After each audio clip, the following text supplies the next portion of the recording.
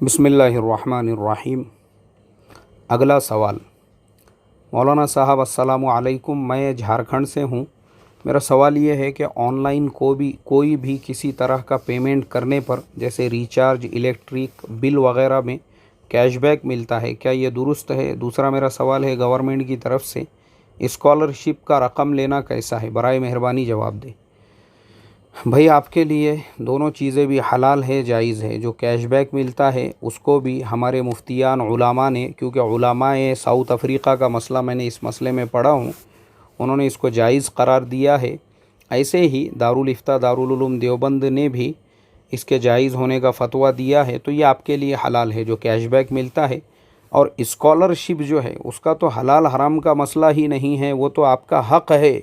अगर आपको नहीं मिल रहा है तो आपने लड़कर लेना चाहिए कि मुझे क्यों नहीं मिल रहा है, जब मैं स्कॉलरशिप की कैटेगरी में आता हूँ।